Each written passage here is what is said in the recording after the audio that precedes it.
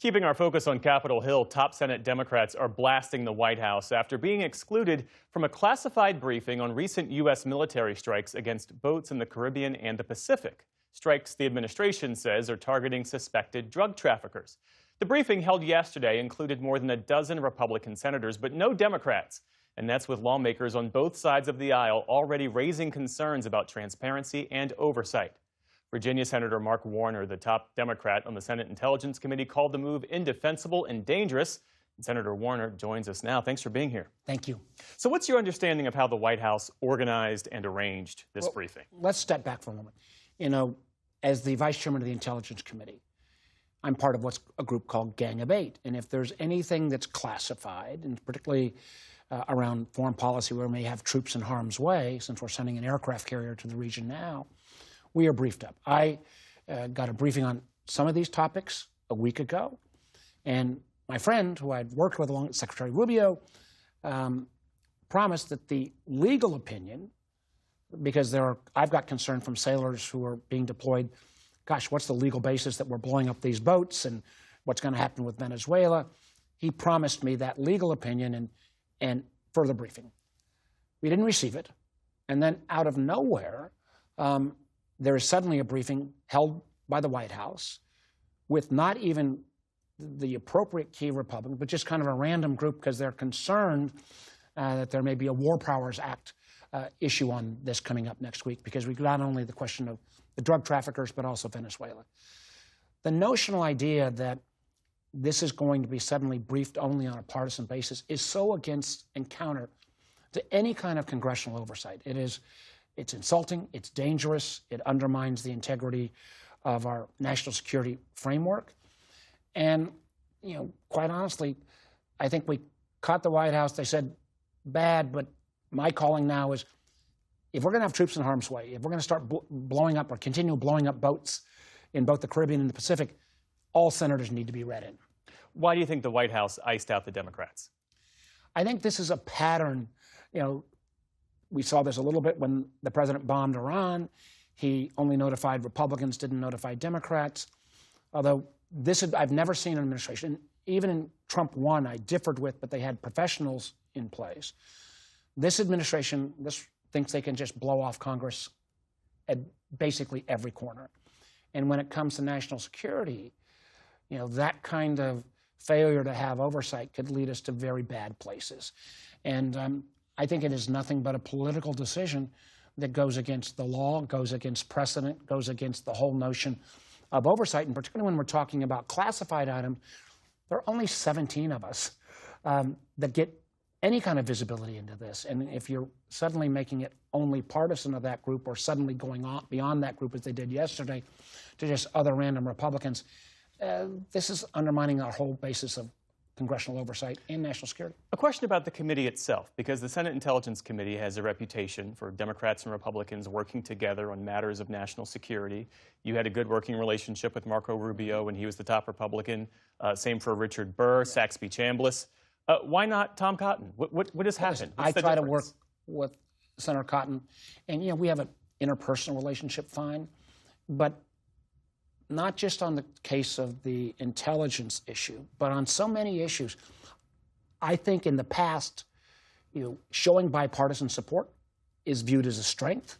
I feel from this White House, you lose points with them if you're bipartisan.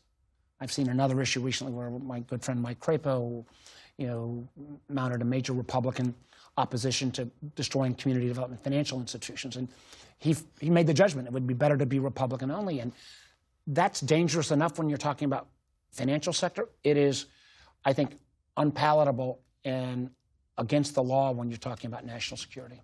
Setting aside matters of process for a moment, what's your assessment of the strikes themselves? Do you believe that they were carried out within the bounds of the U.S. law and U.S. interest? I have no idea, because I've not seen the legal opinion. And I know I've got sailors' families contacting me saying they're concerned that their sons and daughters could be violating international law. We also have, you know, a lack of clarity about what the president's goals and ambitions are vis-a-vis Venezuela. And let me be clear, I'm against the drug dealers. I am against Maduro as a bad guy, and frankly, under Biden, we should have when the Venezuelans voted to oust him, we should have put more pressure there. But to do this without a legal opinion, to do this without potentially putting troops in harm's way in Venezuela, without any explanation, and doing it only on a partisan basis, again, this is unprecedented, not the way national security works. On another matter, the president now says he wants the U.S. to resume nuclear weapons testing. He says on an equal basis with Russia and China. It's not clear whether he's talking about testing the delivery systems or actually testing the bombs themselves. The U.S., as you know, has not conducted a nuclear test since 1992. How do you assess what is known, I would imagine, about the strategic reasoning behind this move? Was this a planned change in policy? Was it throwing out chum into the water before he met with President Xi? I don't know. And if a president was going to make this kind of dramatic turn, historically, by law, you're supposed to brief up Congress. And there are times when a president has to act quickly. All presidents have. When a moment strikes. And, we generally kind of allow that to happen. Matter of fact, President Trump in his first term was quite good on briefing. Matter of fact, when he threatened to bomb Iran in his first term, he literally brought all the congressional leadership around national security in and had a fulsome discussion.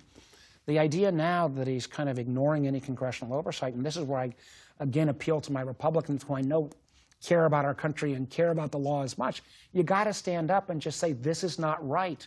If you don't push back, as we've seen on issue after issue, this president will push the edge, push the boundary, and if he's suddenly on his own restarting testing of nuclear weapons without briefing, taking strikes in the Caribbean and the Pacific, or potentially looking for a regime change in Venezuela and only briefing one party, that is a long stride away from how this country ought to operate.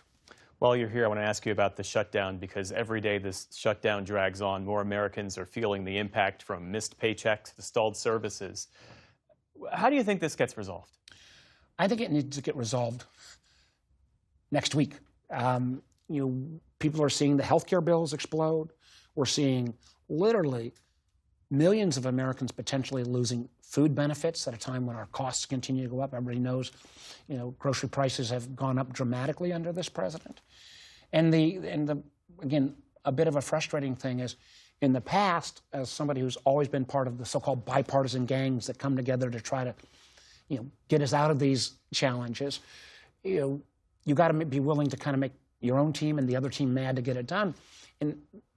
In this administration, I don't think any of our Republicans have the freedom to cut a deal without the president's approval. So I think we got to get it resolved next week. The president's back. I hope he puts America first. And that means let's resolve this. Let's get the government reopened. Let's go ahead and find a way to avoid this healthcare cliff, and also make sure that Americans who deserve this food assistance get it.